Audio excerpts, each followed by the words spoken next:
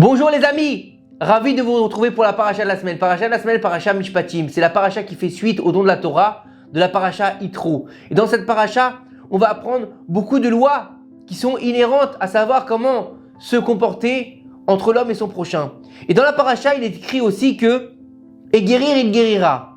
À propos de ce verset, nos sages disent « De ce verset, nous apprenons qu'il est permis aux médecins de guérir. » Par contre, dans la paracha de Béchalach, il est écrit « Si tu écoutes la voix d'Hachem ton Dieu, si tu t'appliques à lui pilaire, si tu te soumets à ses préceptes et tu restes fidèle à toutes ses lois, aucune des plaies dont j'ai frappé l'Égypte ne t'atteindra, car moi, Hachem, je te guérirai. » Alors, ici, le Baal HaTurim, il commente les mots « le guérisseur » qui « Ani Hachem Rofecha » et « Hachem te guérira », faisant référence à Hachem.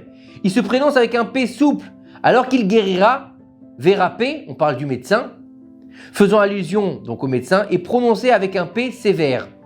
Cela indique que la guérison d'Hachem, elle est généreuse, rapide et douce, alors que la guérison du médecin, elle est dure et cause divers effets secondaires.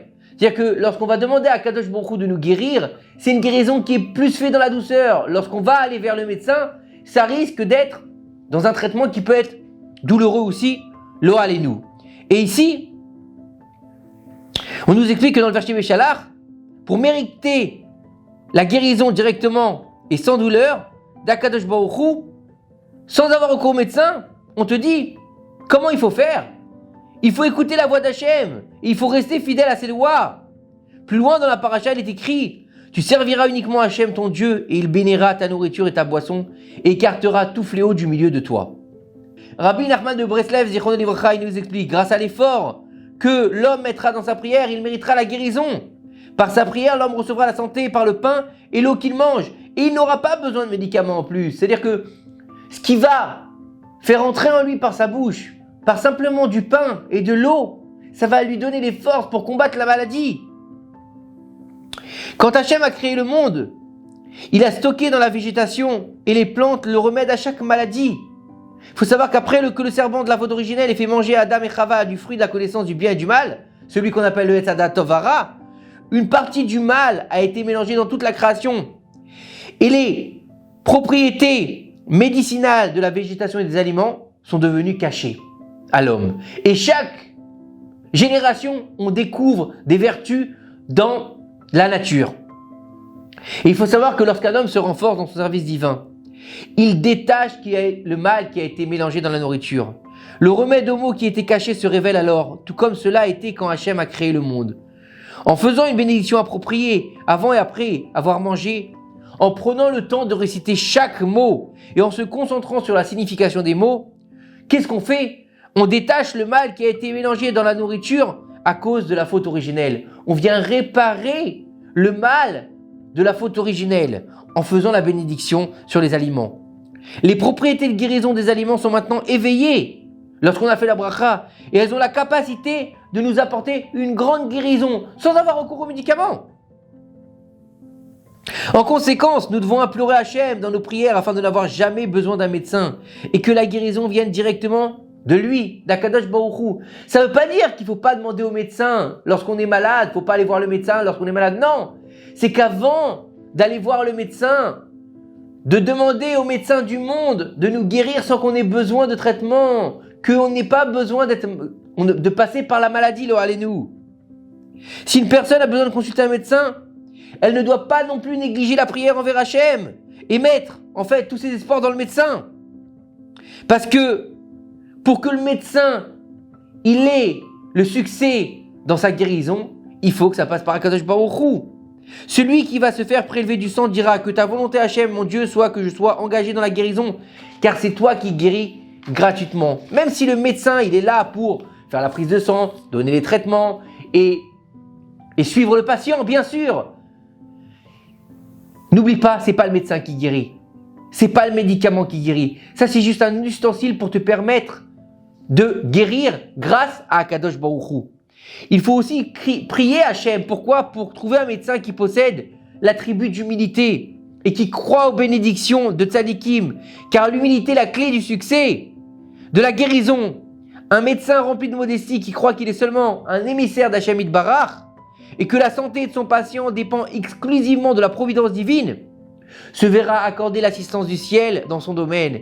Il aura le merveilleux mérite d'être un messager de guérison sur la terre d'Hachem Yitbarach. Et on l'a vu à plusieurs reprises, combien d'histoires elles sont racontées sur des médecins qui disent aux patients, je ne comprends pas, c'est un miracle, vous êtes aimé par Dieu. Dieu il vous aime, Dieu il vous a sauvé parce qu'il vous aime, parce que la médecine, elle pouvait rien faire. Combien de fois on a entendu des médecins qui n'étaient pas forcément religieux ou qui n'étaient même pas juifs, rappelant le nom de Dieu en disant tout ça, c'est grâce à Dieu. Même des non-juifs qui disaient, c'est un miracle de Dieu. La médecine, elle s'arrête à un certain niveau, mais Dieu, il continue car il est illimité. Il faut savoir qu'à côté du médecin se trouve l'ange Raphaël, qui l'aide à déterminer le traitement approprié pour le malade. Lorsqu'un malade va voir un tel docteur, même s'il ne fait absolument rien, il se sentira mieux. Pourquoi ? Parce que l'ange Raphaël, il est proche du médecin. Et lui donne des ondes positives, influençant positivement l'état du malade. Malheureusement, et ça on le voit malheureusement beaucoup de nos jours, certains médecins sont arrogants et prétentieux, qu'Hachem nous en préserve. Leur ligne de pensée c'est quoi ? C'est personne n'est plus intelligent que moi, tu vois pas ? Moi j'ai fait 15 ans de médecine, j'ai fait 15 ans d'études, je suis très intelligent, c'est moi qui guéris, c'est moi qui sais quel diagnostic il faut, c'est moi qui va guérir ce patient, c'est moi qui ai le pouvoir de guérison. Qu'Hachem nous en préserve. Comment on peut parler comme ça ? C'est de la prétention. Un tel médecin, il ne recevra pas l'assistance divine dans son travail, il fera des erreurs de diagnostic et rencontrera des difficultés dans son propre cabinet, qu'Hachem nous en préserve. Il est également à noter que dans différentes salles d'hôpital, il peut y avoir parfois des médecins et des infirmières qui se voient confier des tâches dégradantes, telles que le changement des patients sales et mécontents. Lorsque la famille du patient ne fera pas attention, ils trouveront une occasion de traiter ces patients avec une injection qui résoudra tous leurs problèmes. Et cette ruse fera que le patient sera transféré dans un autre service. Mais pas à l'hôpital, plutôt au paradis. Il faut savoir que quand le moment viendra, Hachem y révélera tous les détails. Et les membres de la famille qui accompagnent le patient doivent être en alerte constante. Il ne peut même pas s'endormir debout. C'est encore plus tendu lorsqu'on a affaire à un patient âgé parce qu'il peut y avoir une attitude arrogante chez l'employé de l'hôpital qui peuvent penser qu'il n'a plus de raison de souffrir et qu'il est inutile qu'il vive plus longtemps, qu'Hachem nous en préserve. À quoi ça sert ? Tu vois pas, il a fait sa vie, il a 90 ans, c'est une loque. Regarde, il n'arrive même plus à manger, il n'arrive même plus à parler. Pourquoi tu veux le garder en vie ? Allez, on le débranche et c'est fini. Et puis ça nous fera un lit. Un lit de plus. Chas v'shalom. Chas v'shalom. Qui on est pour décider du moment où l'homme ou la femme, elle doit rendre son âme ? C'est que Akadosh Baruch Hu qui doit décider. Nous, on est là que pour aider, pallier à la souffrance, donner des médicaments pour calmer la souffrance et avoir la possibilité aussi d'accompagner les gens dans leur dernier souffle. Mais pas Chas v'shalom de décider quand est-ce qu'ils doivent rendre leur vie. Selon l'halakha, même pour un patient gravement malade sur le point de mourir, il est formellement interdit de lui raccourcir la vie. Cela est considéré comme un meurtre, Chas v'shalom. N'écoutez pas un médecin qui dit éteindre le système de survie. C'est faire preuve d'une grande compassion pour le patient de ne pas éteindre. Il y a généralement des motifs différents, d'ordre financier ou autre. Ces moments sont les plus beaux moments de la vie de l'homme. C'est un moment où il fait teshuva complète, où il sait qu'il va partir de ce monde. Il regrette, c'est un moment de être Hatson, où il peut demander à Kadosh Baruch Hu de le pardonner. On va lui couper ça, on va lui enlever ça, on va lui interdire de faire teshuva. Comment on peut saisir pour nous comment on peut même songer à saisir cette opportunité ? Est-ce que le docteur sait ce qui se passe dans le ciel ? Pourquoi lui c'est un ange ? Pourquoi lui c'est un tzaddik ? Pour savoir ce qui se passe après la mort ? Est-ce qu'il sait à quel moment l'âme elle doit être rendue ? Non. De même, il y a de nombreux médecins où ils disent à une femme enceinte, ah écoutez madame, par rapport à l'échographie, le bébé que vous portez, il naîtra sans cerveau, lo allez-nous. Ou bien il lui dira, oh, un rein sera plus grand que l'autre. Ou bien il va lui dire, ah bah vous savez, votre enfant il sera trisomique, lo allez-nous. Combien de fois on a entendu ça ? Votre enfant il sera comme ci, votre enfant il sera comme ça. Et la mère elle a peur. Et il lui dit, écoutez, pour pas avoir une telle souffrance, je vous conseille d'avorter avant qu'il soit trop tard, qu'Hachem nous en préserve. Il faut savoir que même ce qui dit vrai le médecin, nous viendrait-il Est-ce qu'il nous viendrait à l'idée de monter dans notre voiture et de rouler sur une personne ayant un handicap moteur ou avec un défaut cérébral? Jamais de la vie, tu vois. Tu prends ta caisse, d'accord? Tu vois un type qui est en fauteuil roulant, tu dis bon, bah celui-là c'est un handicapé moteur, à quoi ça sert? Bam, je rentre dedans. Chas v'shalom, c'est un meurtre. C'est exactement pareil avec un bébé avorté.